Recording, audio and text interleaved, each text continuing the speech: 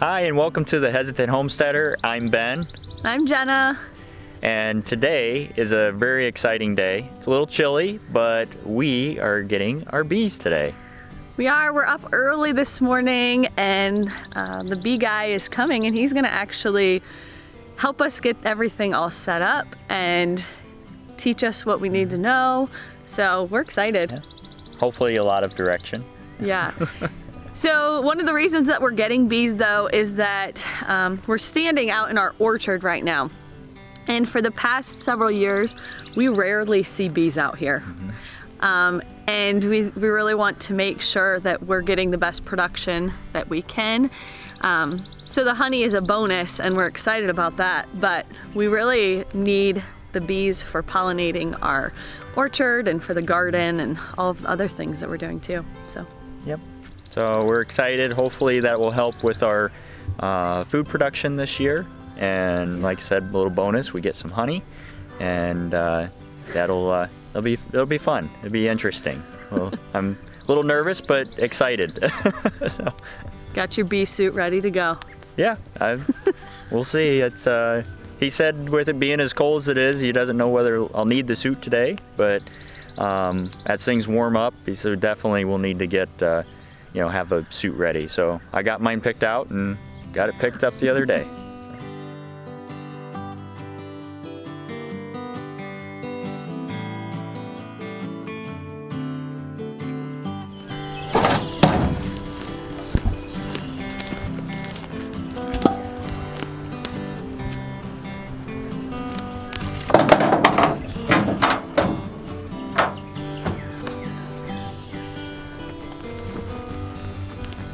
And this is hickory bark. Okay. It burns well once you get it lit. It stays lit. It'll stay going all day long. Okay. So when I'm working, I'm usually working all day long. So when I get it going, I don't want to have to light it every time I stop. So I use this. And I've got some more pine cones in the bottom, and I've got a little bit of cedar shavings. The natural oil in the cedar helps with the mites. Okay. So it's a natural miticide. And I thought, even if it doesn't make that much of a difference, I like the way it smells. So I use a little bit of cedar in there. And because I filled this up yesterday, I can't get to it right now. But there should be still some in here from when I had it going yesterday. Oh yeah. Now I don't smoke, but I've always got one of these in my pocket. Yeah. Because I've had tough time getting that started sometimes. This does the best. Oh yeah. But this will do it if it needs to. We use that for the furnace.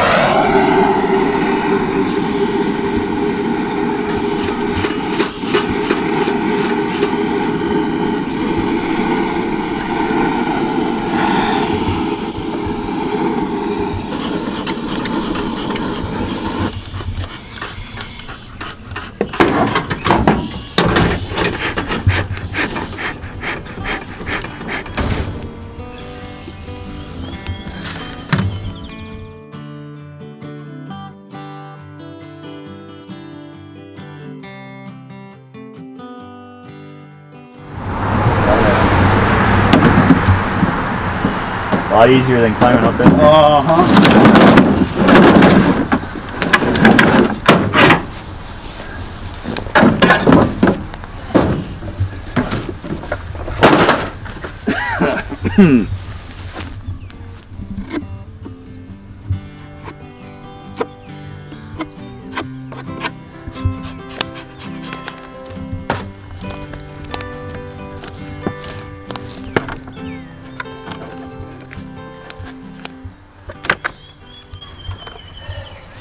That's that queen excluder. That's the queen excluder. It'll go on the top of the second brood box.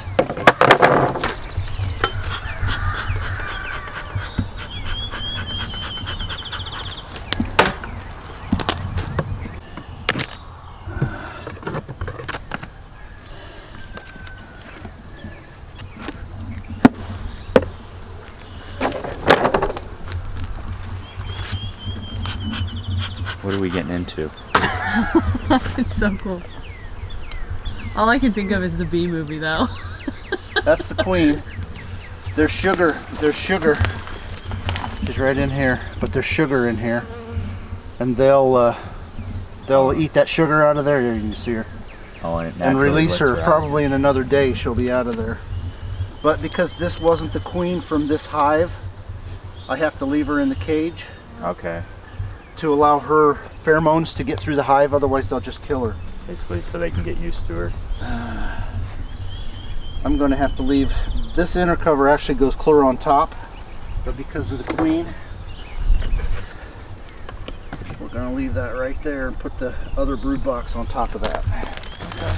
But after the queen gets released, that inner cover can go up on top.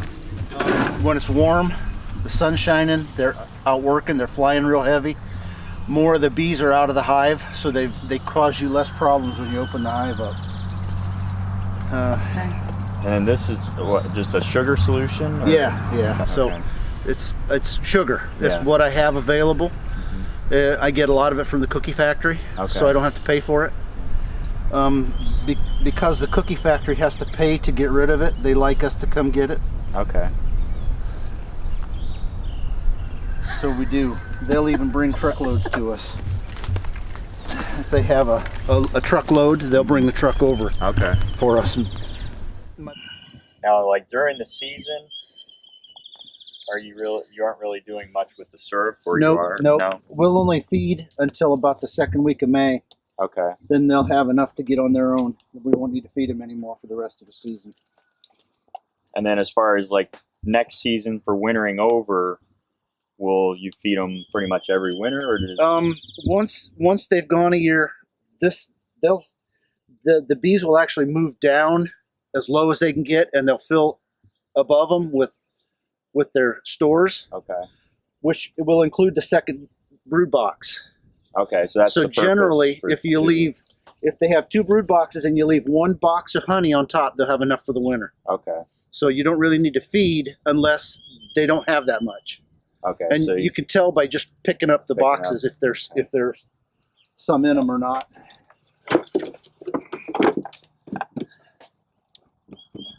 These feeders hold about a gallon.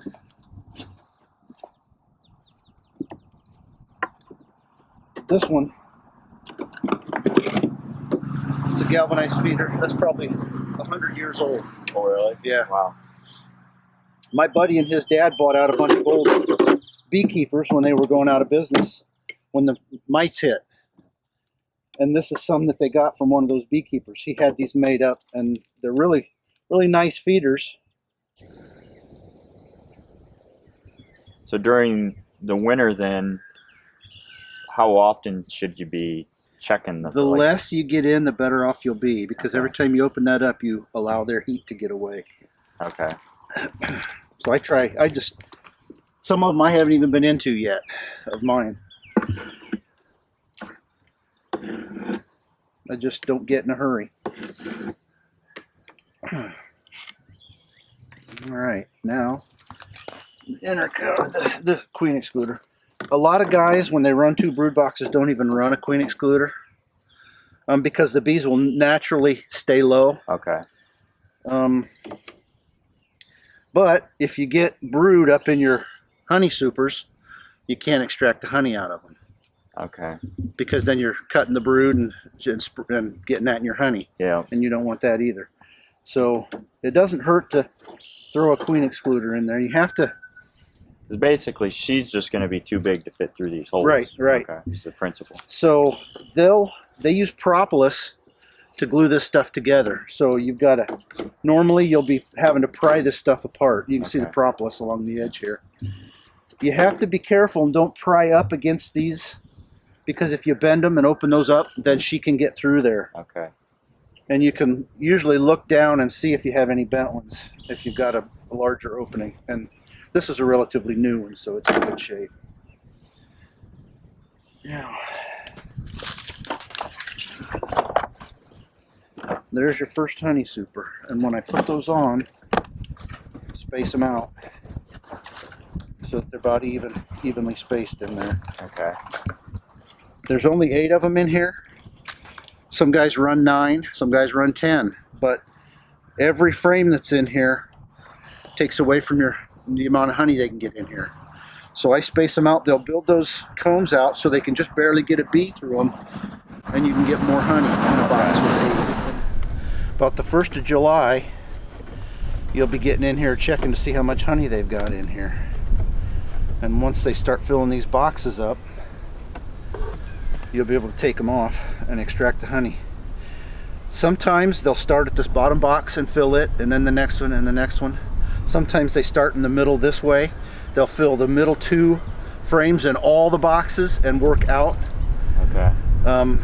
It's not quite as convenient for us that way, but it works for them. Okay. So you just have to, if they do that, sometimes you can pull a box off and you can take the supers with honey out of that one and trade 2 empty ones here and leave. Okay. and Because the supers, it doesn't matter near as much for rearranging, but those you Right. don't ever want to rearrange them. the less the better. Yeah. Because they've got an organization of how Yep. they build. Yep. Okay. Okay. There's one hive. You guys need to go back in there. You're going to get cold. Oh yes, and I talked to him.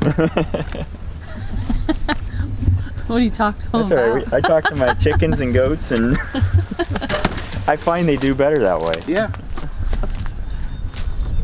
It must be a beekeeper thing. Larry talks to his. Yeah, Larry talks to his bees too.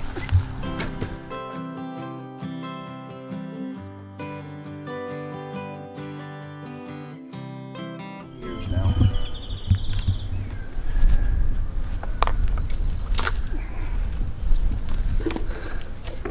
I don't know if you noticed, but I put these feeders on the side of the hive I'm working on, Okay. because if it's over here, then you're reaching across them bees every time. Yep. Good advice. In 2 weeks when we feed again, I won't separate these boxes. I'm just going to slide this one over enough to fill that feeder. Okay. Right in there. Now they're already in this box. Probably somebody tried to take off and fly and got cold. Where do I go? Where do I go? How warm is it normally before they'll want to come out and fly? 60 degrees. They'll start, you'll see a few of them at 55, but when it hits 60, they're flying pretty hard. They were flying pretty good yesterday. When he called on the back, they were sitting on the back of my truck. They had been sitting there since Saturday. Mm-hmm. And the one hive was, they were flying really, really heavy. And that's why I kind of chuckled. We'll have to wait till morning. Because if I'd have taken the truck anywhere, I'd have left some of them there. Yep.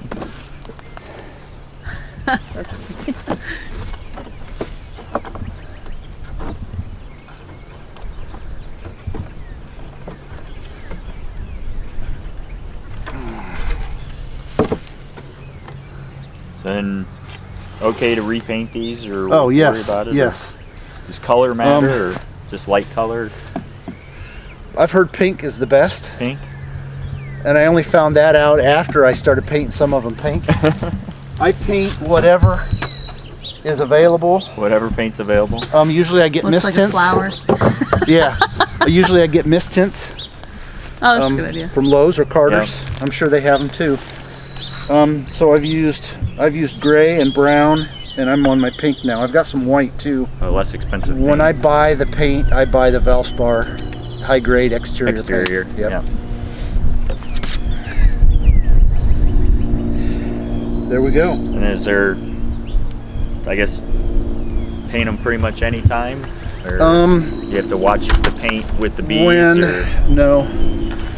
When we pull the honey, we'll have the boxes in the shop, and like this one, it might get set aside to get painted when it's in the shop, but that'd be the only time. Okay. Only when they come through the shop. So sometimes the mice will chew holes in the corners. If we catch those, we'll set those aside and put new ones in. We'll put a new box in. They just and the longer you do it, the more you'll be aware. Get used to. Yeah. Get used to seeing what you need to do and what you don't. Now, what about as far as animals, like raccoons? Raccoons will try to get in. Yeah. Okay. This board up here is a reducer, and it's just setting under the box. So you can actually pry this up a little bit and take this out of here. Okay. That's when the raccoons, well, they'll try to get those out too, but if those are out, they'll reach in there and scoop that honey and wax out as far as they can reach. Really? And eat it, yeah. Now the skunks will come up here and they'll roll the bees and eat the bees. They roll them with their paw until they're dead and then they eat them. So what about anything with possums or? No possums. The squirrels and mice will get in too. They both chew holes in the boxes. The ground squirrels, yeah, they make big holes. The mice make little holes. Yeah.